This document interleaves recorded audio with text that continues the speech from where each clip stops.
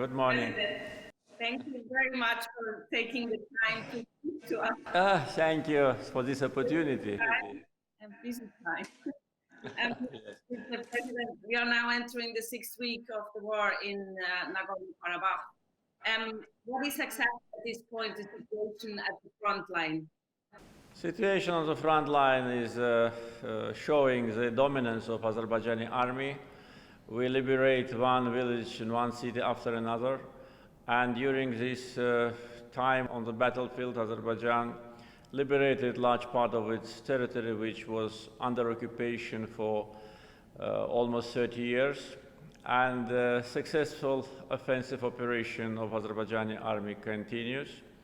And this once again shows that we are a strong country and we are fighting on our own soil.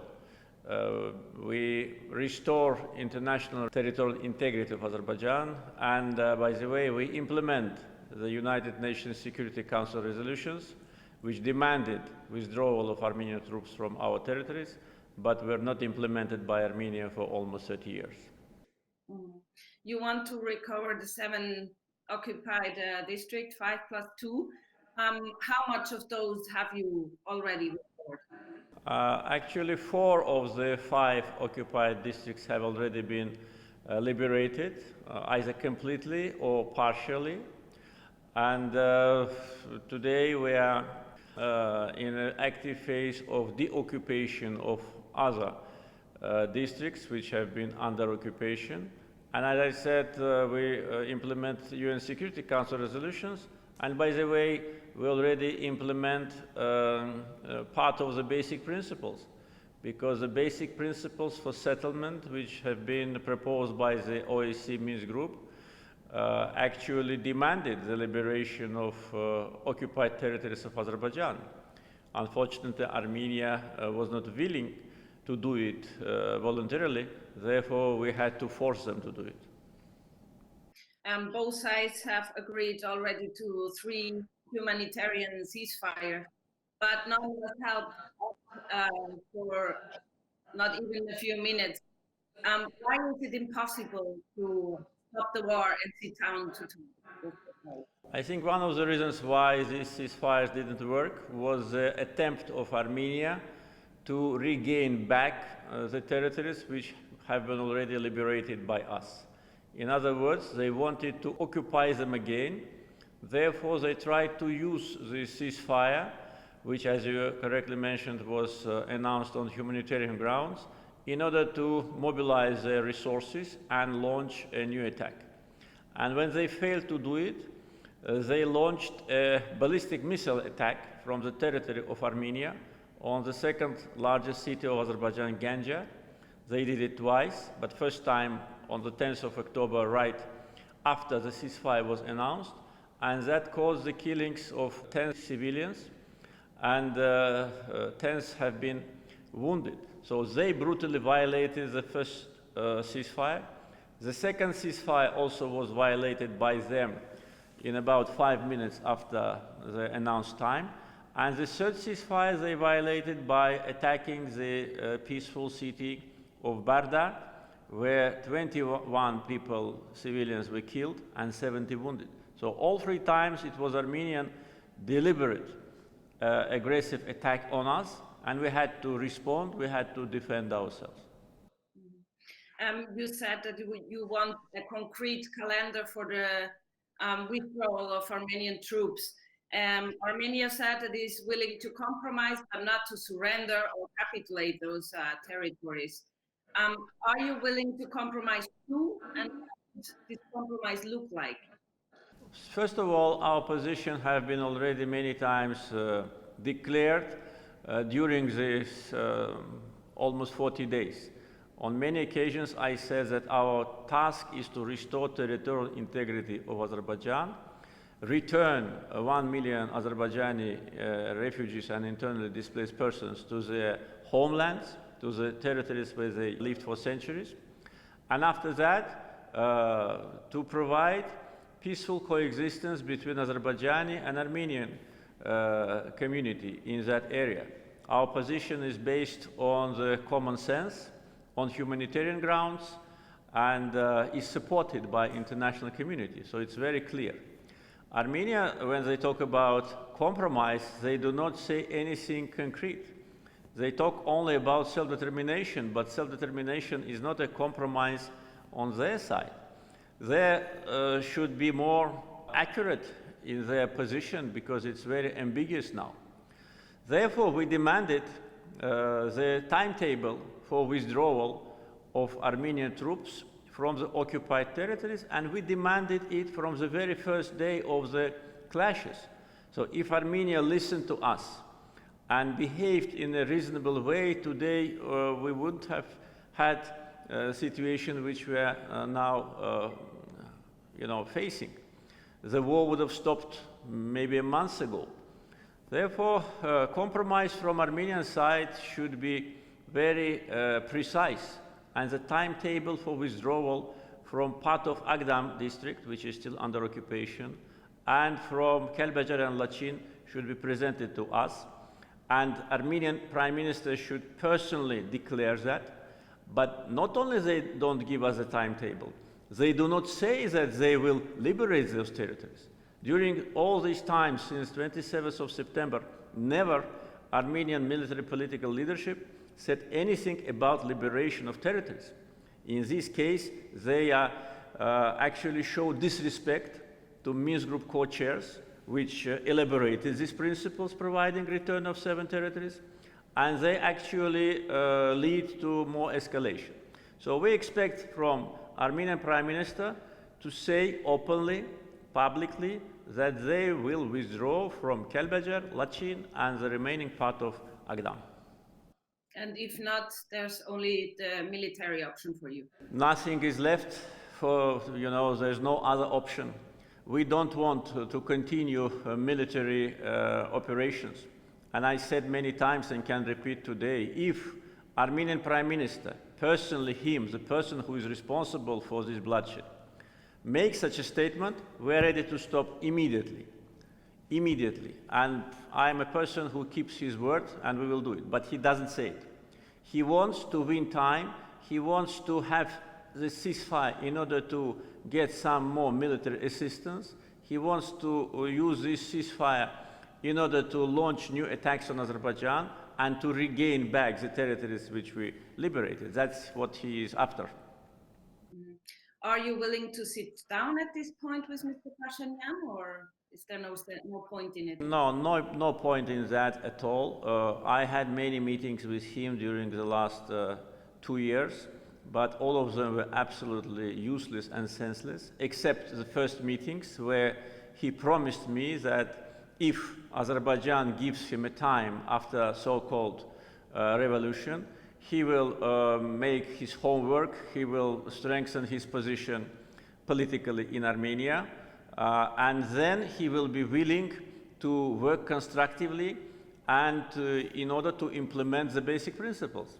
That was what he told me in the early months of his leadership in Armenia. But after a year, he said completely different things. He said that there'll be no centimeter of land to be returned to Azerbaijan. He said Karabakh is Armenia. He said that Azerbaijan have to negotiate with so-called authorities of this quasi, entity Nagorno-Karabakh. So he did everything to destroy negotiation process. Therefore, at this point, I don't see any sense meeting with him. Our foreign ministers met recently in Geneva, and I think this is the proper format now for the communications. You said that almost during 30 years, the Minsk group did nothing or didn't reach any progress to recover the occupied territories. Now, in a new peace process, what do you expect from the US, France, and Russia? Yes, you are right. I said that Minsk group did not deliver any result. But at the same time, I said that I cannot completely ignore the activity and only criticize them, because the basic principles which are on the table now, it's the principles which were elaborated with the assistance of the Minsk group. So they worked, they tried, but they did not use all the tools which they have in order to press Armenia to liberate the territories. Each of these countries unilaterally has enough leverages on Armenia, whether it's military support, political support, economic support, diasporal support, etc. But they did not use these instruments in their hands. They did not insist on implementation of the UN Security Council resolutions, which they themselves adopted as a permanent members of UN Security Council resolution. Therefore, the fact that there was no result, of course, demonstrates their unwillingness rather than they could not. If they could not, then who can? The three permanent members of the Security Council cannot influence small, impoverished, dependent Armenia. They just didn't want. They wanted a situation to be stable, this is true. They wanted, peaceful scenario, but when they saw that for almost 30 years, there is no peaceful scenario, and the new Armenian government actually destroys the process by statements and actions, I think they should have acted. And I called many times, talking with their leaders, talking with the high-ranking officials, insert pressure on Armenia, put sanctions. If you don't want to put sanctions, at least pronounce it, announce it, that the sanctions will be imposed. Otherwise, there'll be no other mechanism to influence this aggressor. So today, I think they realized that what they were saying many years, that there is no military solution to the conflict, was wrong. And we changed that reality. There is a military solution. But today, what we're talking about, let's just close that page of military solution and move to the political solution. So military, political solution must prevail. We are ready to stop today if Armenian Prime Minister says what I already demanded from him. And peace process should be based now on implementation of the rest part of the basic principles, which partly have been already implemented. We need a precise timetable for Kelbajar, Lachin, and part of Agdam to be liberated, and then I think the peace will come to the region. Mm-hmm. I must also ask you about the statements of Amnesty International that both sides actually have used cluster bombs, and now you and also Erevan is claiming that both sides have used phosphorus, white phosphorus, incendiary weapons against civilians. Do you use prohibited weapons under international convention? We do not use forbidden weapons. We have enough ammunition in order to restore our territorial integrity, first. Second, we do not attack civilians. We do not attack cities in Nagorno-Karabakh after 10th of October. Before, yes, we admitted, but that was because most of the military units and infrastructure of Armenian army was concentrated in the so-called capital of Nagorno-Karabakh, Khankendi. So we had to hit those important military objects in order to provide security for us and to make our operation more efficient. But after the humanitarian ceasefire was announced, and many times we announced that, we never hit any city or any village where people lived. What Armenia did, on the contrary, is they launched ballistic missiles from Armenian territory to Ganja, and it is proved. Though Armenian Prime Minister said it was not them, but it is ridiculous because ballistic missile launch is being monitored by the satellites. Everybody knows from where it was launched and what was the goal of that missile. It was deliberately hitting the civilian compounds in Ganja 2 times. They hit Barda 2 times with a very destructive Smerch missiles, and 21 person was killed and 70 wounded only by 1 attack. There have been many attacks. They attacked the funeral ceremony in Terter. That is absolutely beyond any norms of human behavior. When people were burying the person who died, they hit the cemetery and 4 people were killed. And the cluster bombs which they used have been verified by international media and NGOs. And I'm sure that the first who reported about that were international media who visited that, and Amnesty International and Human Rights Watch. They just didn't have any other option rather than to acknowledge that. But the question is why they didn't come in the first place to Azerbaijan. Why they were only working on Armenian side. Only after international media, Western media, showed those cluster bombs which Armenians use, then these two NGOs confirmed that. It is good that they did, but frankly speaking, I cannot imagine how they could not confirm it, because when it's obvious. Russia said yesterday, Mr. Lavrov said yesterday, that there are nearly 2,000 mercenaries battling or combating in Nagorno-Karabakh.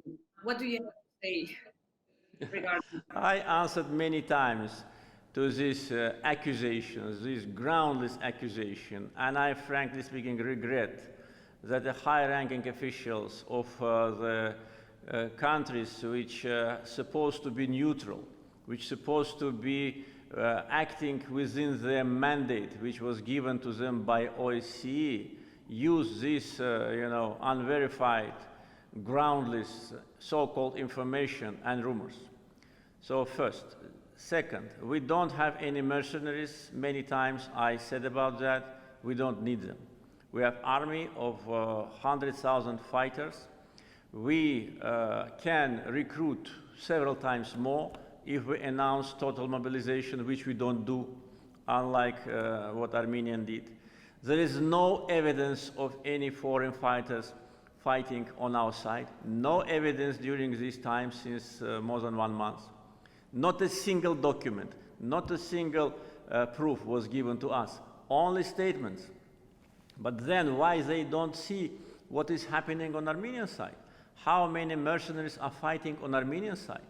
Why neither Russia nor France, which tried to accuse us, why didn't say anything about that? We have a list of people already eliminated with foreign passports, American, French, Canadian, Lebanese, from Iraq, from countries of the post-Soviet area, tens of them coming from Georgia. Yes, they are native Armenians, but it doesn't make any difference. If they're citizens of other country, they are considered to be acting there illegally. And so far, nothing was said about that, though we have proofs. We have passports in our hands. We have evidence, video. Nothing is said about that. So this is a selective approach which cannot be accepted by us. It is not in line with the mandate of mediators. I said many times, mediators must be neutral. If they take sides, it's up to them, but then they have to step down from mediation.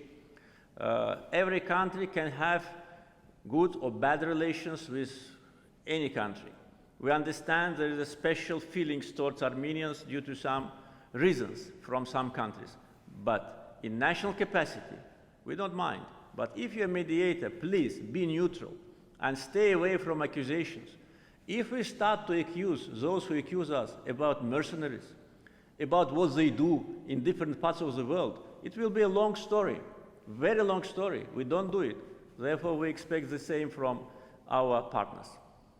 What do you say to those who state that Turkey is not only giving you help, political help, but also military one? I would say that this is another provocation, another false news.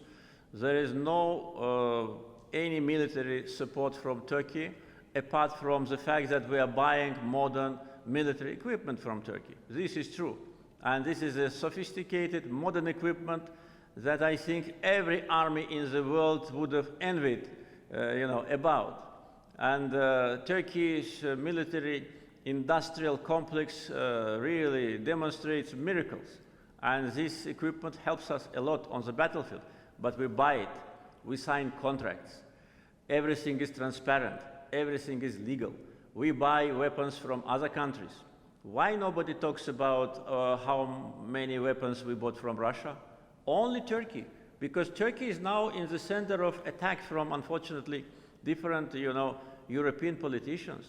There are attempts to demonize Turkey. There are attempts to blackmail Turkey, to press it. This is absolutely unacceptable. Main weapons come from Russia. We buy weapons from other countries. Only Turkey is here.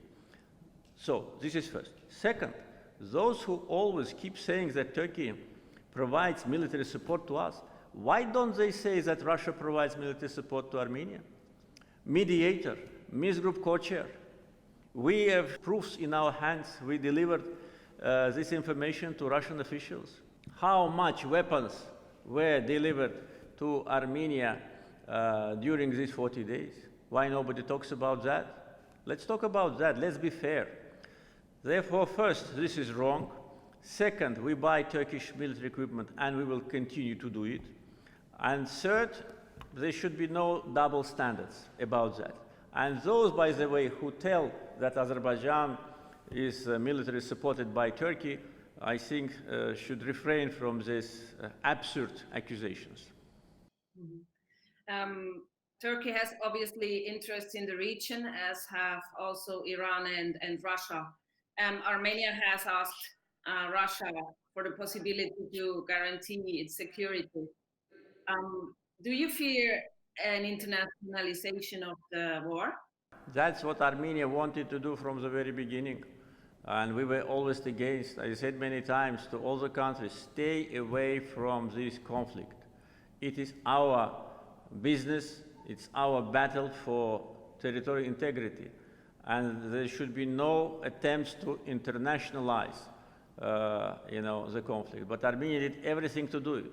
And the letter which Armenian Prime Minister sent to Russian President not only demonstrates that they already admit their defeat, that we beat them on the battlefield, it also shows that they want to internationalize the conflict. They want to drag Russia into a direct participation on the ground, which is absolutely unacceptable, and as far as I know, was rejected by Russia, and Russian foreign minister issued a statement about that. Maybe I'm not precisely correct in my words, but the sense was that the fight is taking place on the territory of Azerbaijan.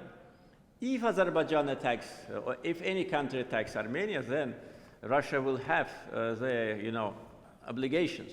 But the battle is going on our soil. So these attempts, I think, are absolutely useless. Russian position was articulated by the foreign minister. Iranian position was also articulated. Probably you heard about Iranian plan for the settlement, which provides territorial integrity of countries. And recently, the Iranian religious leader made a statement that Armenia should liberate internationally recognized territories of Azerbaijan. So this is a reaction of two neighbors. Position of Turkey is well known. It always stands for international law and UN Security Council resolutions. Georgia, on many occasions before, also supported Azerbaijan's territorial integrity. This is a position of our neighbors. So Armenia is in isolation. So they want to internationalize the conflict. They want to exploit some fake news and some fake news from the history in order to get support. But the best way for Armenia to act now is to admit their defeat, admit our victory, and make a commitment that they will liberate the remaining part of the territories. If they recognize the independence of Nagorno-Karabakh, what would your reaction be? If they wanted to recognize, they would have recognized a long time ago. Why they did not recognize it before? Because they clearly understand that by this very irrational step, negotiations will stop. Absolutely. So if they do it, there'll be nothing to talk about. And then no peaceful initiative, no basic principles, no future, settlement, nothing will be on the table.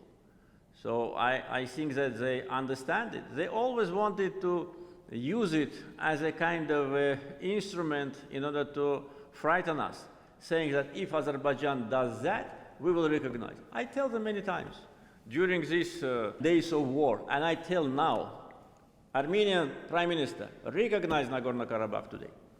Do it. Show your courage. Show that your words mean something. Recognize Nagorno-Karabakh today. Again, and you will see that they will not do it because they are cowards.